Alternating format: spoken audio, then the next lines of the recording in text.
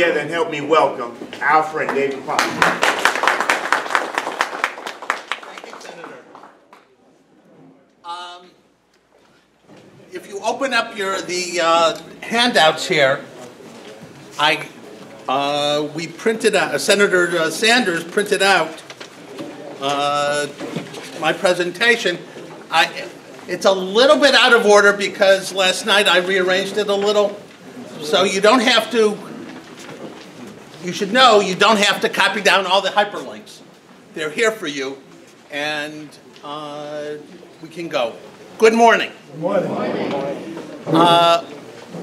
morning. Unfortunately, we live in a changing world, and in a lot of ways, the changes are not good. You know, Senator Sanders mentioned the Holy Father is here. The Holy Father is here with 6,000 NYPD cops, plus the FBI, plus the Secret Service, plus, because the Holy Father, with his incredible message of peace and unity, is a target. And unfortunately, what we've learned too often, that we're a target too. And I wanted to ask, what are we doing here? Why are we here? Why are we a target?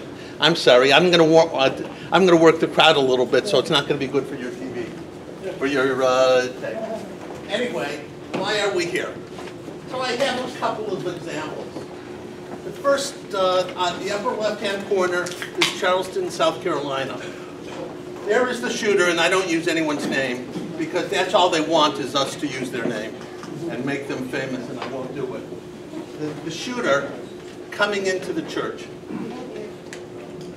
came in to a Bible study class. Can there be anything warmer?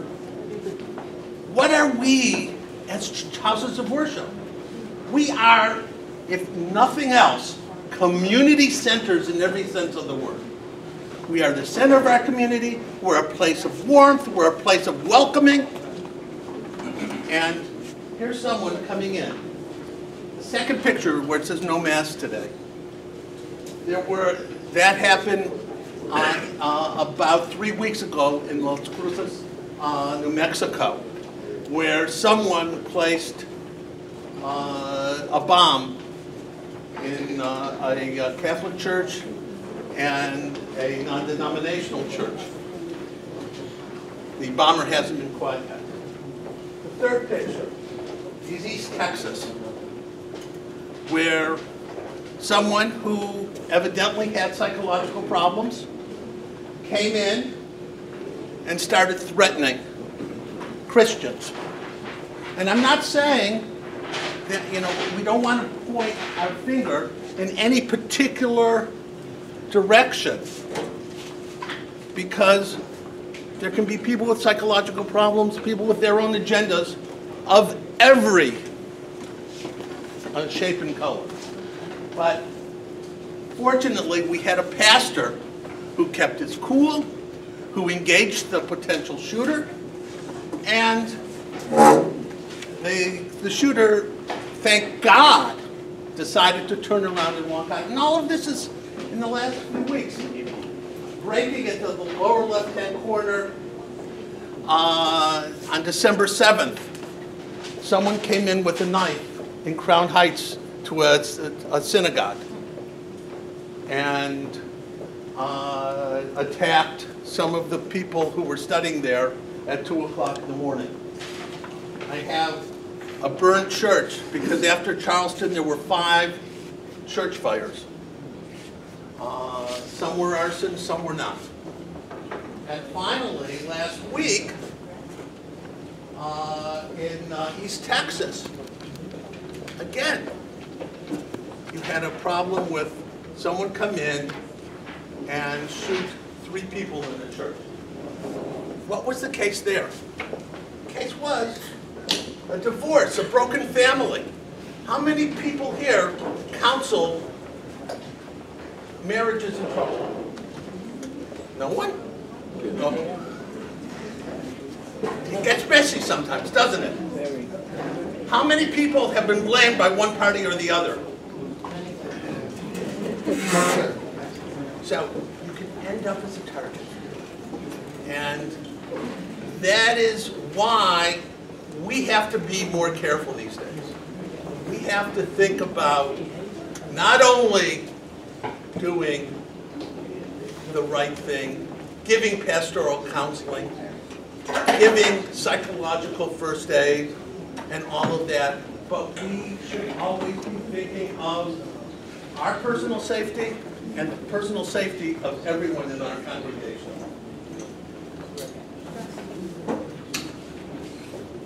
Okay, so we are in the people business, and as houses of worship, as churches, mosques, synagogues, we want to do two things.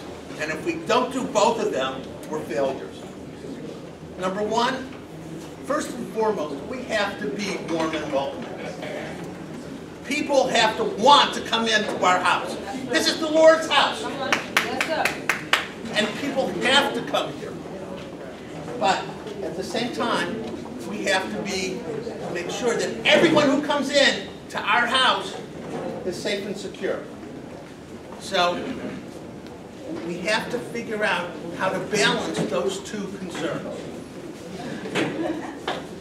Now, I'm not asking you to do anything heroic. I'm not asking you to do anything that you need a lot of training. When you talk about safety and security, a lot of it is just plain common sense. And I put up a picture here. It's an example of a training I did several years ago. And we went into a synagogue and we trained the staff. What did we do to train the staff? We first of all talked about basic security awareness, the kind of things that I'm talking about right here. But what we also did is to say, okay, this is what you do. For example, when I came here, probably, excuse me, Father, this door was open. There was a second door open upstairs. And anyone could wander anywhere in this building. I wandered back there. I'm not pointing any, please excuse me because I'm not blaming anyone, but the more you want someone to come in to the house of the Lord, and some people want to just sit and pray. That's the right thing to do. But can they go everywhere in the church? No. They don't have to go to your office. They don't have to go to the furnace room where I could have gone here. And those are the kind of things we walk around with the staff and we say, oh, that's your fire exit. You have prayer books blocking the fire exit. Is that, and people can't get out. So we did the whole thing, and then we say, let's go outside. And let's look around together. So we come out, and this is, I couldn't have written this better.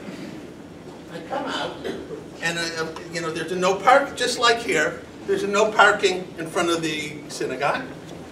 And there's a car parked there, a Jeep Cherokee with the hood up. And we see there are wires streaming out of the hood of the... I said, whoa! And I had, one of my colleagues there, and I was kind of ready to whip out my phone to call 911. And then fortunately, I saw when I looked, I saw there was some sort of placard in the window of the car. Turns out, there was handicap parking permit. So I said, okay. I went from red alert to yellow alert. And I said, let's investigate this further, because, not only were there wires coming from the hood, but when I looked into the cab of the car, there were batteries on the floor.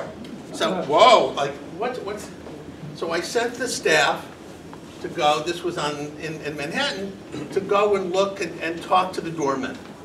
Does anyone recognize the car? It turned out someone recognized the car. It was someone who was handicapped. They had the car specially adapted. They didn't have money for a new car. It wasn't charging the battery appropriately. All logical answers. But you have to be aware. You have to think, when something just doesn't look right, trust your instincts. And don't say that you have to take care of it yourself. That's what 911 is for. That's why, how many people have the cell phone number of the community affairs officer in this precinct, in your precinct? Okay, only about half of you, maybe less than half. Something that you please do. That, you know, take a trip over to the precinct, say that you want to meet the community affairs officer. You should meet the precinct CO. NYPD is very receptive to overtures from churches. They want to know when you have services and when your choir practices. Because your choir practice, you generally, more often than not, have women, more often than not have it in the evening, and they're walking home and vulnerable. So those are the kinds of things that you should be letting the precinct know what's happening, and ask them. We might need a little bit of extra coverage. We're having a great speaker. Can you come here and add to what we're and give us a little bit of coverage when it does? And you should have these phone numbers, not only 911, but these people's phone numbers when something happened. And I just, as an example, I had I got a call from the PD because something was reported. There was a synagogue in Brooklyn, and someone was suspiciously taking pictures of the evening of Yom Kippur. And they were taking pictures of the building. What were they doing? When the guards went out and to ask them, they ran away. Is that good? No. But what was worse is they didn't report it to the NYPD till hours later. So let the NYPD know you should trust yourself when something doesn't look right. You shouldn't second guess yourself. Let them make up their mind saying, well, we think it's nothing. But let them, as they say, run it to the ground. Okay. We're going to talk about two things today: physical security and policy and practices. Now, what's physical security? This is what you can get. We're going to be talking about a grant that can help you get more physical security. And what you want to do with physical security is keep people inside safe and keep intruders out. That's your doors, your windows, your lighting, your locks, alarms, panic buttons.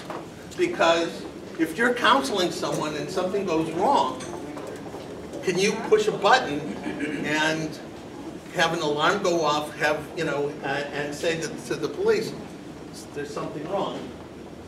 I have a picture. Does anyone recognize the picture?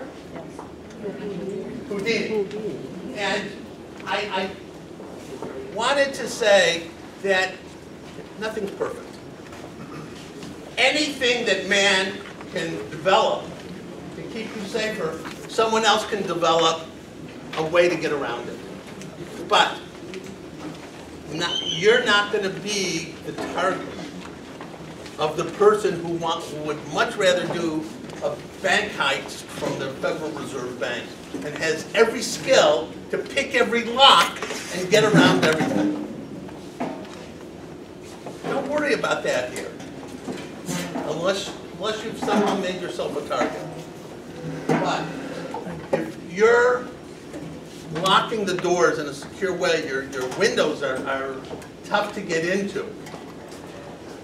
You know, then you're going to be most of the way there. If you choose one way to get into a building, and that's the way that you can monitor constantly. And if people come in, you know they're coming in, you can see where they are, and you can do something about, you can ask them what they're doing there in an appropriate way. We'll talk about that in a little while. We'll go from there.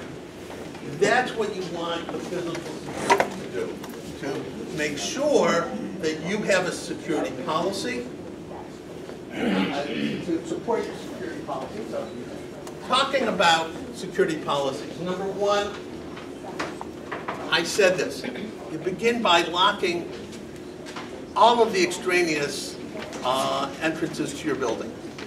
People will say, oh, I can't, the parking lot is so big, I want that door open. Do I have to walk around to the other side? Well, yeah, if you, maybe for services, you have the volunteers or staff to have 4 or 5 doors open, but as a matter of course, your people are busy.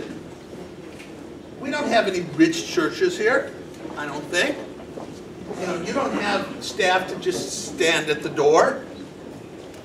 So you want to be able to lock and monitor entrances.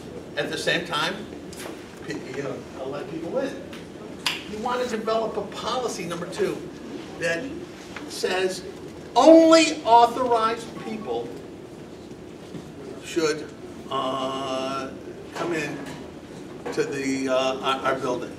And how you do that, you want to do that so that you're welcoming everyone who should be welcomed. That's the difficult balance we have to do.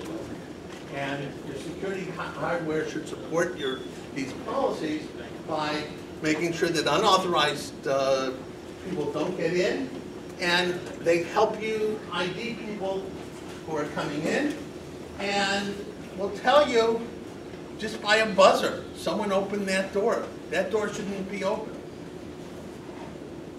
Okay. How do you do this? Are you an expert? No. But they would be here today, but there's something else happening in Manhattan. There's a the crime prevention section of the NYPD. This is their email and phone number. You can call them. They will come to your church, your synagogue, your mosque, and they will take a walk around with you. And they'll give you a written report about covering a lot of these physical things. And that's something that I urge everyone to do. Give them a call. And by the way, if anyone is interested in getting the grant that we're going to talk about, they're going to give you a report that will form the basis of your grant application.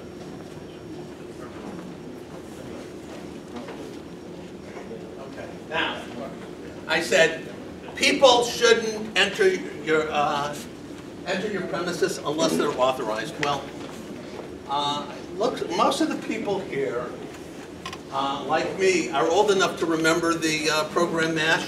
Yes. And Klinger was always jumping out, halt, who goes there? Well, that's not right for a church.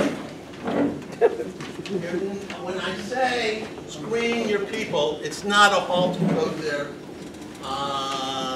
kind of system. You should generally engage people in a more and welcoming way, and also you vary your policies. There is no way, I admit, it is very difficult to screen people for a Christmas service. Christmas service, you're packed. Every room in the church is packed, right? if you're doing your job.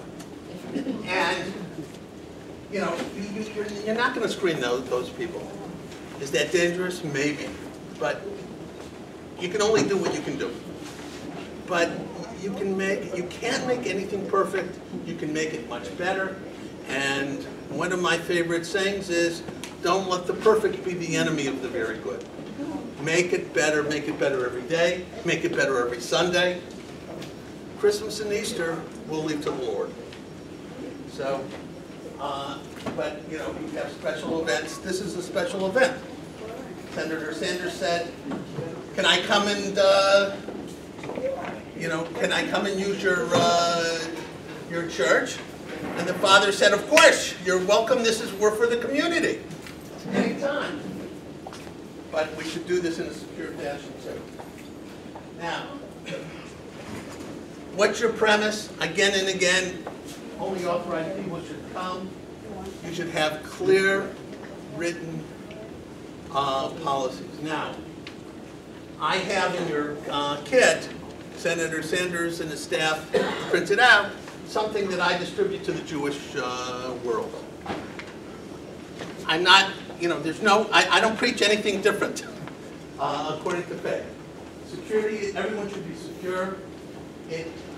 There's a think plate on how to decide, how to think about policies. How to decide, okay, if I have an AA meeting in my church, I can't ask people to give me an ID on the way in, because anonymous is anonymous. And I tell the synagogue, you have to make a choice. If we're here to serve the community, you play the game according to the rules. And anonymous is anonymous. But generally, you want to know who's coming in and why they're coming in. You want a culture of security. And I'm going to say this again and again. It's the difference between where we were a year ago, 2 years ago, before 9/11, and today. Because there are people who are doing ridiculous things. At some point, I don't know what else Senator Sanders has in planning for you, but you know, people will come and talk about lone wolf terrorists and all kinds of other things that we didn't think of before 9/11. And things are changing. Okay. Let's go back to Charleston. According to every report, the shooter came in and sat in the room for 45 minutes. I'm not blaming the victim. Please don't think so. But what I'm asking is, was it the Christian welcoming thing to do to let a stranger come into your house and not have anyone say welcome? I'm just, you know, it's if someone's coming into your house, the way I think of a synagogue, someone comes in, I say, welcome. Hi, how are you? Yes. Now, there are questions that I thought of, not being a Christian. You could ask someone, you know, a stranger coming in, how did you learn about us? What are you doing here? You know, where do you usually worship? Do you have a favorite hymn? You know, who's your pastor at home? Not that you know everybody, but remember what I said about just doesn't look right? I will guarantee you that the shooter in Charleston was sufficiently off the wall that if someone had done just that, in the warm and welcoming way, he would be jumping, he would have been acting in an unusual fashion, in a fashion that I would call just doesn't look right, JDLR. And then I say, okay, it's not that you want him arrested, but maybe it's time to make a phone call to the cops and say, can you there's someone acting a little bit strange, can you come on over, come on down and say something. You check it out further, because the cops, we're sitting in Queens. The NYPD has very highly trained, and they can make judgments. Okay, what can we do to protect houses of worship on a regular basis? Remember I said about the two bombs in Los Torres. One was in a mailbox, one was in a garbage can. Well, remember what I talked about training the staff to be aware. And what and we take a walk around. Well, you know what? If you have a mailbox and it's open, it's an invitation for someone to put something in and to hide something in there. So, what do? Garbage cans. Very few people have garbage cans out. When I look at I go and I do a survey of an institution, I'll say, look at those garbage cans. Fence them and put a lock on it. The question, the bombs went off during Mass at 9 o'clock. I guarantee you that someone was there at 8 o'clock to open up, to make the church ready, to turn on the lights. That person should take a walk around and look, is there anything that just doesn't look right? And that should be done on a daily basis. It's not that I'm trying to throw more onto your shoulders, but this is something that we can do. It doesn't cost more money. It takes a matter of minutes, and you can be even safe. Skip that. There was a great, the NYPD has a great new video out on active shooters. And unfortunately, we don't have a microphone and my speakers don't work. The computer speakers, but it won't be loud enough for this room. That's something that, again, active shooter behavior. What the NYPD just came out with yesterday is a short video for schools on how to identify kids who might be potential problems. You as ministers, when you're counseling people, you can identify behaviors that might be a problem. Now, what do? Do you take steps to protect yourself?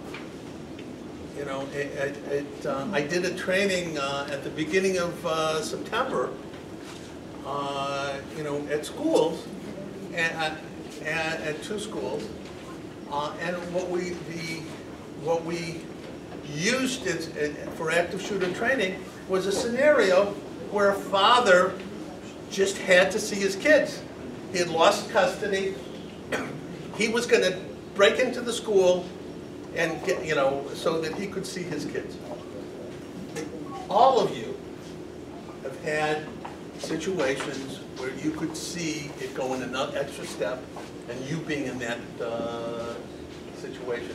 How do you make sure that someone who is dangerous doesn't come in to threaten you and threaten your congregation, your students, and things like that? Now, culture of security. This is hard. It's changing your ways. Doing the things, some of you are thinking, Pollock, you're crazy.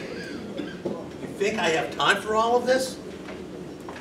Well, I have an example here. Car seats. I'm old enough to remember growing up, and when I went for a ride in the car with my dad, I was standing on the front seat of the car next to him. Mm-hmm. Okay, you are young enough to know that that's crazy. But that was the culture then. That was the culture. Anyone who doesn't use a car seat today is arrested for, loses custody for child endangerment. We've changed our culture. 50 years ago, this meeting would be smoke-filled. We've changed our culture to make us all safer. We can change this culture. And we're giving you incremental steps that don't cost any money. Now, for the steps that cost money, there's a program. And we've worked very hard to try to, since 2005, there's been a program that makes up to $75,000 available to eligible nonprofits. Now, you have to be a 501c3 organization. Every church is, by definition. You don't have to go to the IRS. You don't have to do anything. You have to be, for this program located in New York State, everyone here is. And you have to be at high risk of terrorist attack. Well, Charleston kind of proves that a black church is at high risk. The firebombing at the mosque on the Van Wyck proves that they're at risk. So those are the kinds of things that you can do to document in this grant that you're at high risk. Now, what's the problem? It's government money. And government money is government money. We have the coalition that's working on this, and our members of Congress and our senators are very good at this, very supportive. But the budgets that both chambers, the House and the Senate, have come up with include this grant. What's the problem? Well, if you're reading the newspapers, people are talking about a government shutdown, sequestration. Washington is going to be Washington. 2016 is an election year, which means every member of Congress is up for re-election. It's a presidential year. Everyone is doing their posturing. And to be honest truth, there will be a budget, but I can't tell you when.